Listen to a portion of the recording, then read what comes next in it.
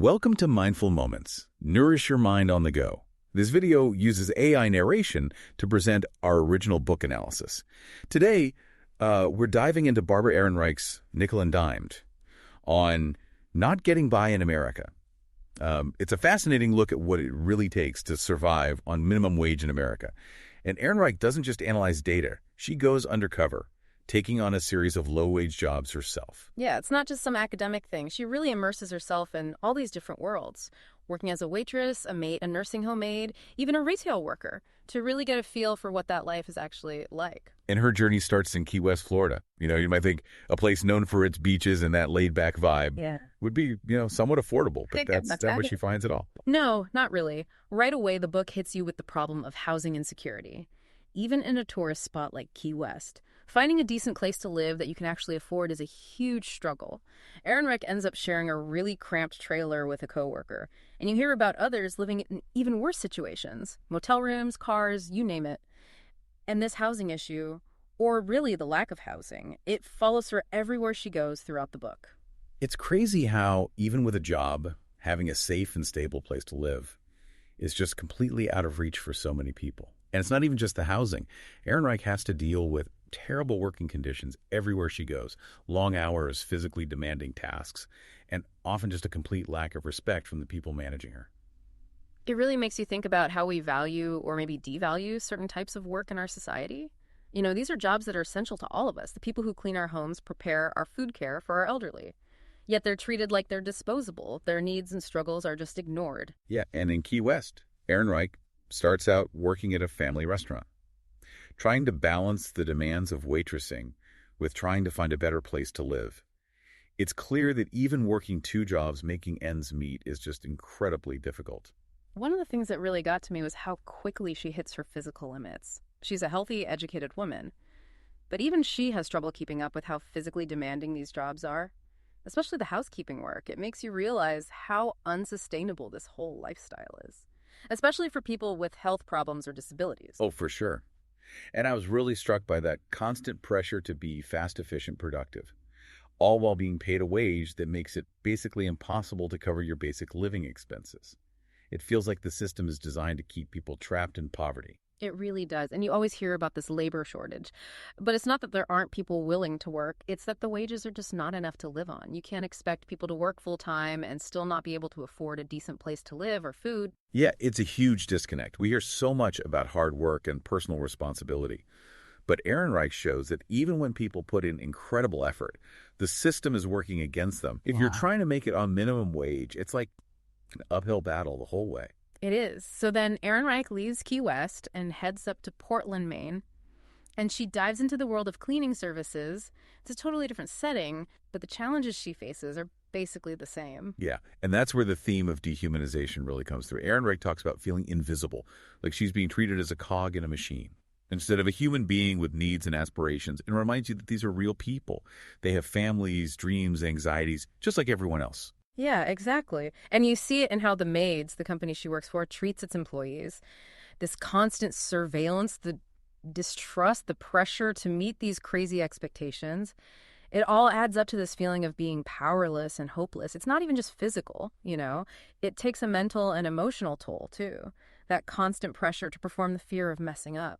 Knowing that you could lose your job at any moment, it really wears you down. Oh, absolutely. I remember that part about the AccuTrack test. Yeah. This personality test they used to supposedly weed out dishonest employees. Yeah. It felt so Orwellian, like a symbol of how much distrust there is in that kind of work environment. Yeah, that distrust really shows you how imbalanced the power dynamic is. It's almost like if you treat people like they can't be trusted and like they're disposable, then they're not going to feel invested in their work or loyal to their employer. Right. It's like a self-fulfilling prophecy. Yeah. And you can see how that creates a feeling of hopelessness. Like no matter how hard you work, you're never going to get ahead. It's like you're running on a treadmill, going as fast as you can, but not actually getting anywhere. Exactly. And then you add in the lack of affordable housing.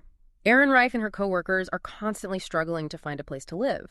That doesn't take their whole paycheck. It's this vicious cycle. You need a job to afford housing, but you need housing to be able to work. Yeah, you can really see that in Ehrenreich's experience in Maine. She talks about living in this motel room that's full of cockroaches and having to choose between paying rent and buying food, it's just a stark reminder that for a lot of people, poverty isn't a choice. It's a reality that they're forced to live with. And it's a reality that most people don't even see. The people who can afford to have their homes cleaned or eat out at restaurants, they don't see the struggles of the people who are doing those jobs. It's like there are these two separate worlds that exist side by side, but they never really interact. Right. And that brings us to Erin Reich's last stop on her journey, Minneapolis, Minnesota. There she gets a job at Walmart, a company that's always talking about its family-friendly atmosphere and its employee benefits. But what does she find when she gets there? Well, let's just say the reality doesn't exactly live up to the hype. Erin Reich finds herself in another really controlled environment, where she's at the mercy of management and the customers. And the irony of working for this huge retail giant while struggling to afford basic necessities isn't lost on her.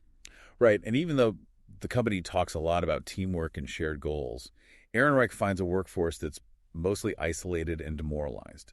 There's a sense of resignation, like it's pointless to speak up or try to change things. It's interesting how, even though the locations and the jobs are different, the underlying themes stay the same. Low wages, lack of affordable housing, tough working conditions, and this constant feeling of being disrespected, it really highlights how deeply rooted these problems are. They're baked into our economy. Exactly, and that's where the book really makes us think critically about the American dream. If you can work full-time and still not be able to afford the basics, what does that say about the idea that anyone can move up in the world? What does it say about the values that we supposedly hold as a society? Right. It forces us to confront the difference between what we say and what actually happens. We talk about hard work and personal responsibility, but for a lot of people, the system is set up to make it almost impossible to get ahead. But the book isn't all negative.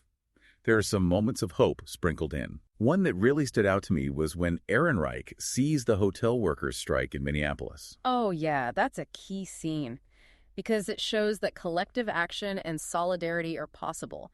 Even when there's a huge power imbalance, workers can come together to fight for their rights and demand better treatment. It's a good reminder that change is possible, but it takes a collective effort, and people have to be willing to challenge the status quo. It really makes you think about what we can do.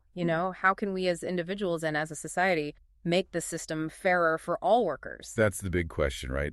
And Erin Reich doesn't really give us any easy answers, but she does challenge us to change the way we think about work and the people who are doing it. One thing that really stuck with me was the importance of a living wage, like actually raising the minimum wage to a point where if you're working full-time, you can afford basic things like food and housing.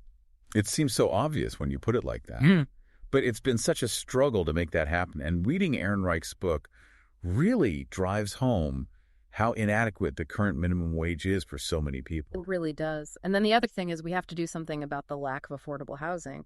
Her experiences in all these different cities show just how widespread the problem is. It's not just big, expensive cities either. It's rural areas, suburbs, everywhere. It's everywhere. And what's interesting is that Erin Reich doesn't just blame corporations or politicians. She also wants us to think about our own role in this system as consumers. Oh, that's a good point. Every time we eat outside, stay in a hotel, shop at a store, we're benefiting from the work of people making low wages. And a lot of times those people are barely scraping by, even though they're providing essential services. It's true. It's easy to go about our lives without really thinking about the people who are making our lives easier and more comfortable. But Nickel and Dimed really makes you confront that reality. For sure. She even says that the working poor are the real philanthropists in our society. They're sacrificing their own well-being so that the rest of us can have our comfort and convenience. It's a powerful idea. It really makes you think about your own values and priorities. It does. So what can we do?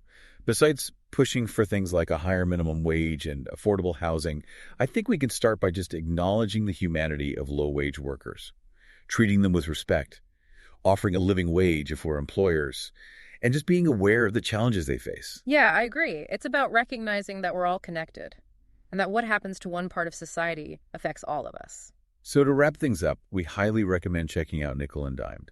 It's a must-read for anyone who wants to understand the realities of poverty and inequality in America.